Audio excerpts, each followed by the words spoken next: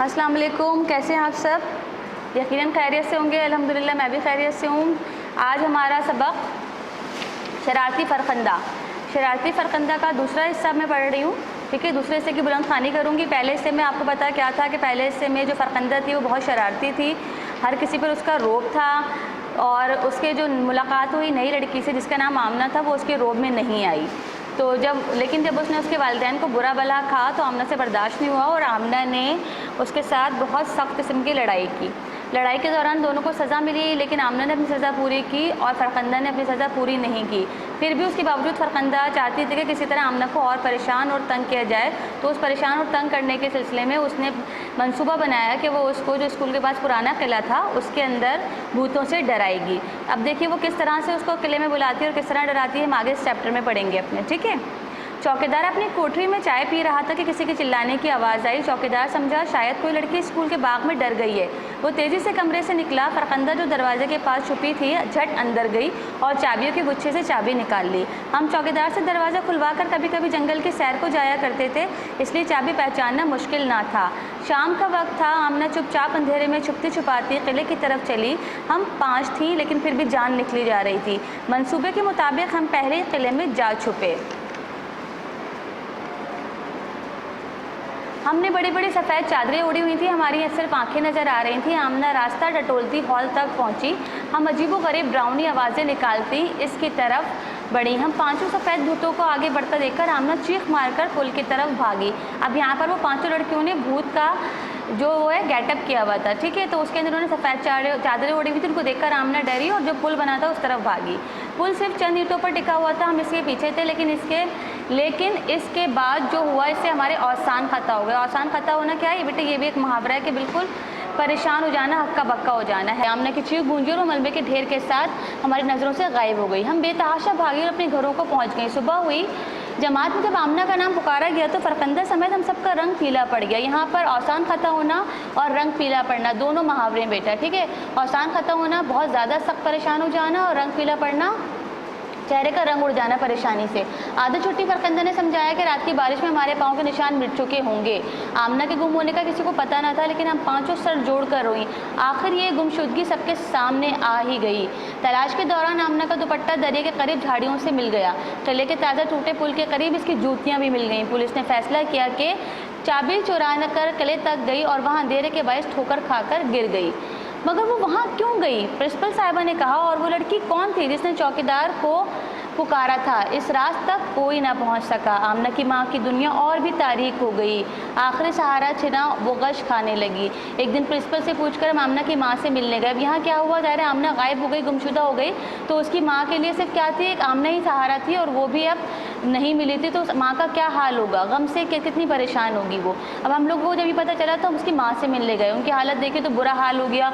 उन्होंने प्यार से सर पर हाथ रखा और दुआएं दी। अब उन्होंने तो दुआएं दी, लेकिन उन्हें क्या पता था उनकी बेटी आमना को पहुँचाने वाले इस हाल पर हम ही लोग हैं। हम फूट फूट कर रोने लगे। एक दिन हमारी खेलों की उस्तानी ने हम सबको हॉल में जमा होने को कहा और हॉल में सन्नाटा छाया हुआ था।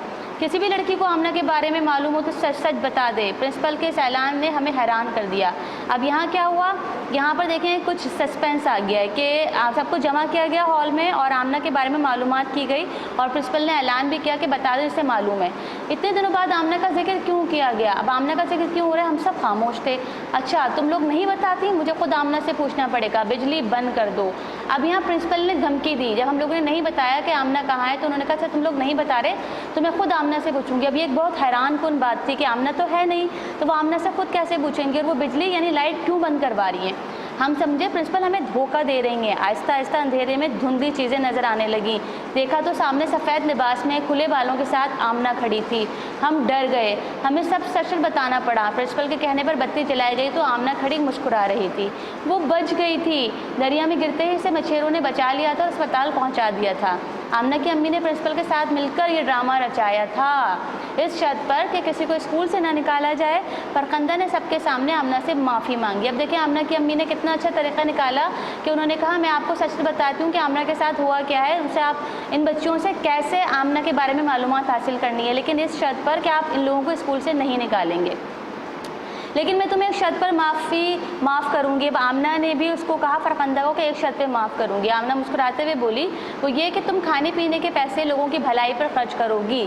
भलाई यानी नेकी पर। अब देखें आमना के साथ कितना बुरा सलूक किया, लेकिन उसके बावजूद उसकी माँ ने और ख़ुद आमना ने किस तरीके से उन्हें माफ़ किया और किस तरह अच्छाई पर उनको आमादा किया, तैयार किया।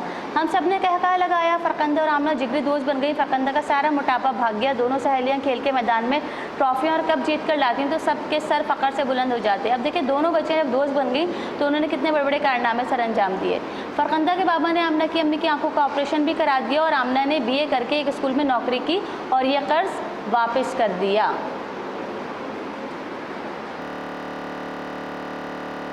जी बेटा, अभी मैंने आपको जो हमारा आधा जो था, जो हिस्सा दोम था उसकी बुलंद ख़्वानी की, उसको समझाया।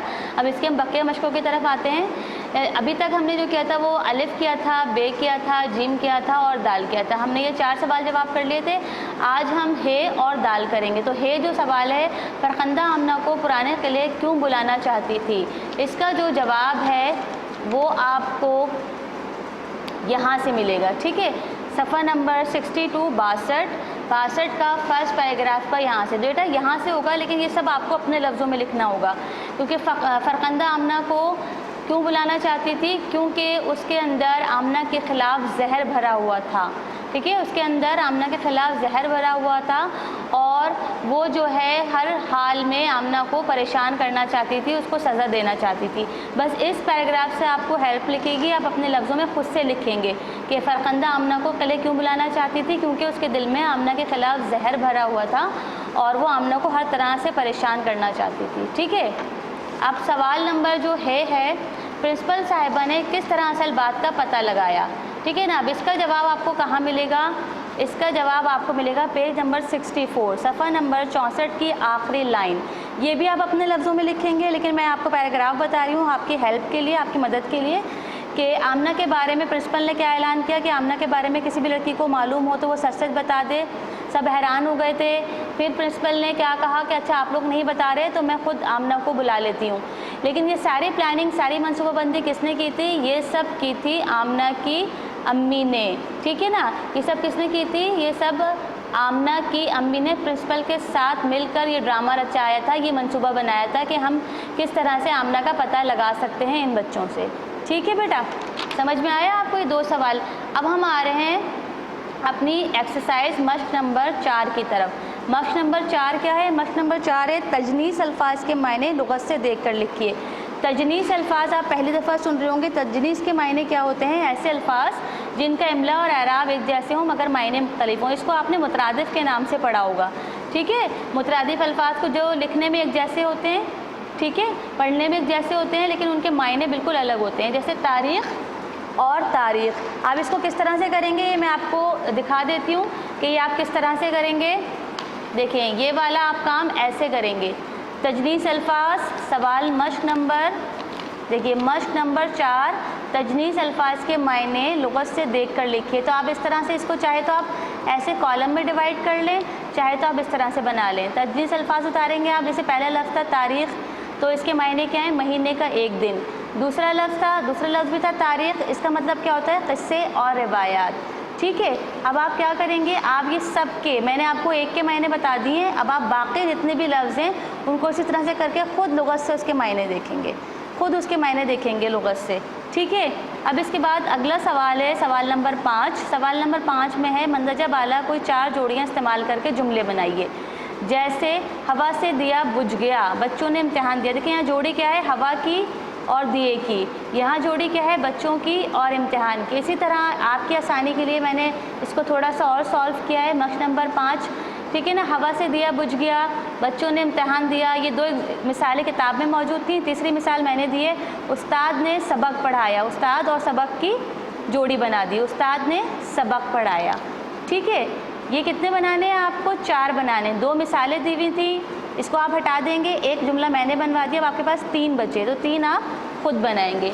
इसके बाद हमारी अगली मश्क है मश्क नंबर 6, अल्फाज और मुहावरों के मायने लिखिए और किसी 5 के जुमले बनाइए। अब मैं क्या करूँगी बेटा, इस सब के जितने भी अल्फाज हैं ना, इन सब के मायने आपकी किताब में दिए गए हैं। ان سب کے معنی آپ کی کتاب میں دیے گئے ہیں, آپ وہاں سے کتاب میں سے اس کے معنی دیکھیے گا. معنی کہاں دیے گئے ہیں بیٹا؟ معنی دیکھیے یہ دیے گئے ہیں آپ کو, یہ دیے گئے صفحہ نمبر 62 پہ.